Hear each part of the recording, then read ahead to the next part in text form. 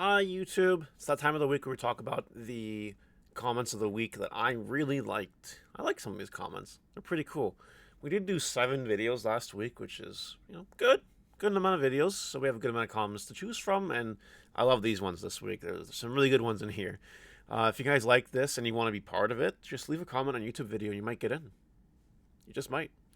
As always, like, comment, subscribe, and we'll go right into Jay Ditto's comment here. Have you thought about trying out fan-made Digimon formats? That could be some content. Either way, good job and happy Boxing Day. Happy Boxing Day.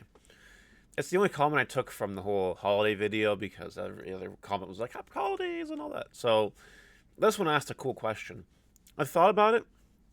Um, there's not a lot of reception on fan-made formats, to be honest.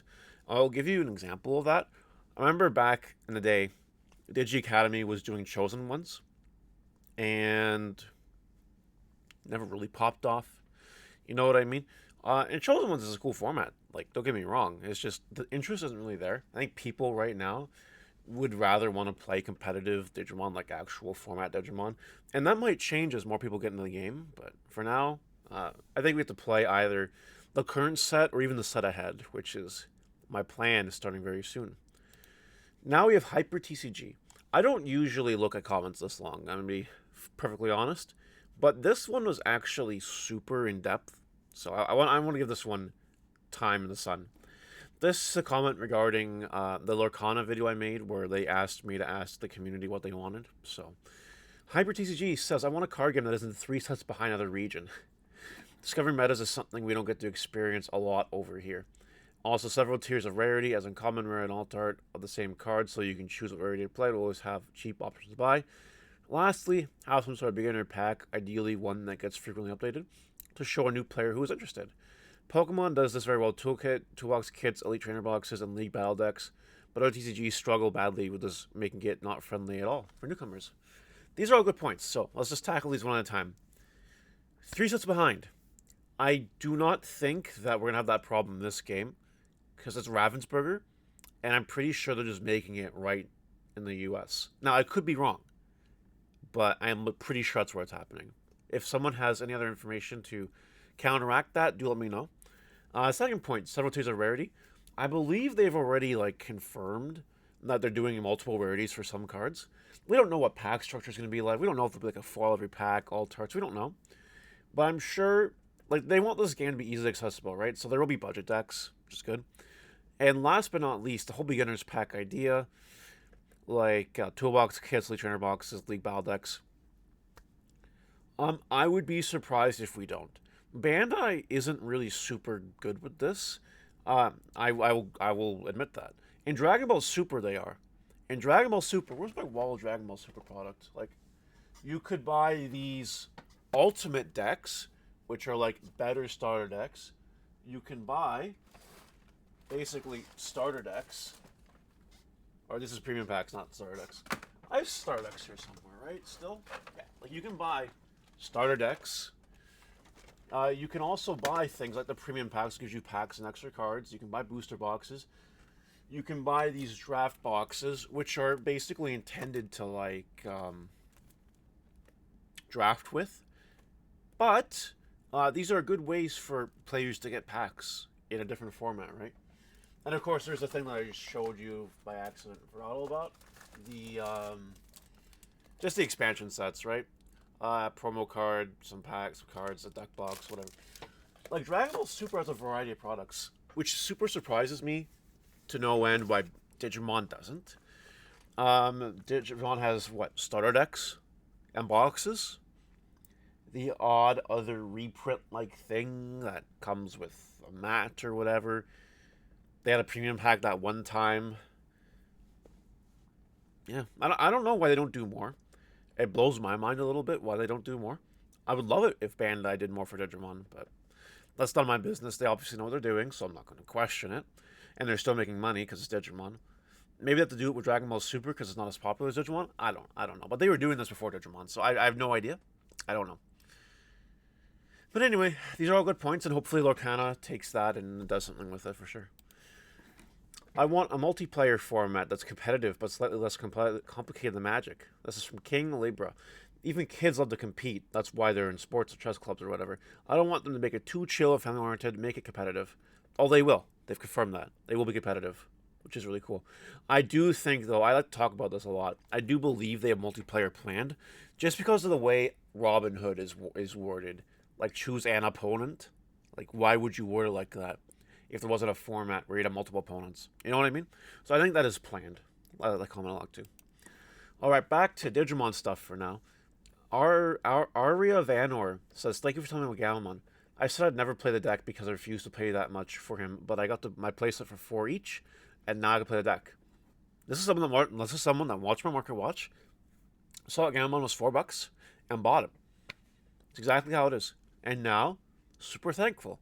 You see, my market watches do a lot of good, despite what some people might think sometimes. People save money and get good deals from these market watches, so I'm going to keep doing them because they're important. I'm glad this guy enjoyed it.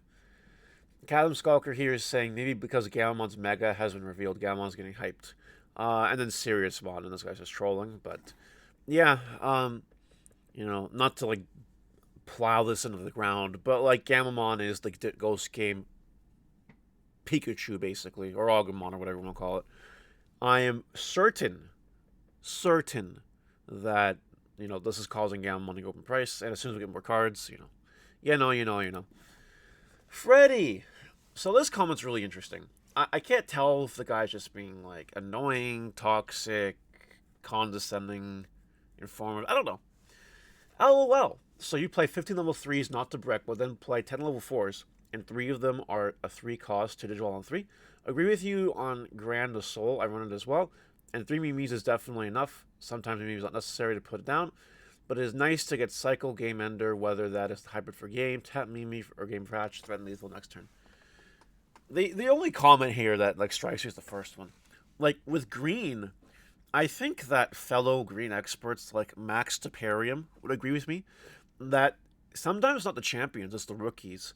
If you get a lot of rookies, you can stack with the rookies easily, do chip damage, and then with Grandis, if you do a single chip damage or two with Grandis, with rookies, when you do get that final stack, it makes it so much easier to end game, because Green OTK kind of caps at 5 checks per turn, or 6 checks per turn, unless you have a broken stack, unless you have, the Mimi, like this guy said, or the Hybrid for Game. So, the problem is not the champions. My problem is rookies. Rookies. You need to draw rookies. I don't break on champions often, because if you have enough rookies, you're theoretically able to cycle through your deck enough anyway. So that's what's going on with that. Then we got Death Bat 9119. Everything is tier 1 in Canada. I love it. Noah says, the Dragonfire action card shares the same name since on play effect. Related, or just the same name? I'm not sure why they would hide flavor text. Unfortunately, it does hide the card number.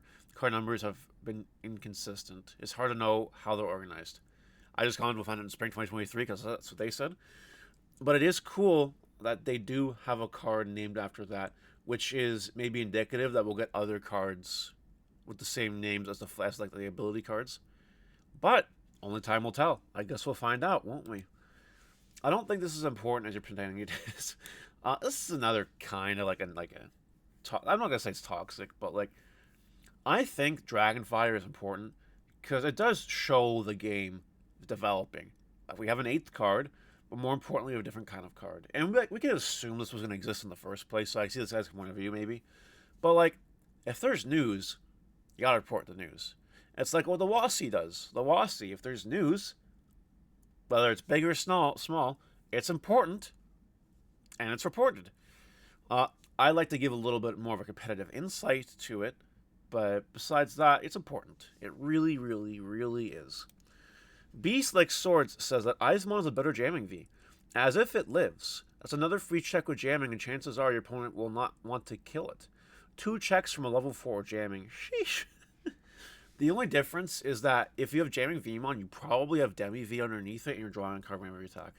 Where Eismon's getting you nothing. And I've seen games.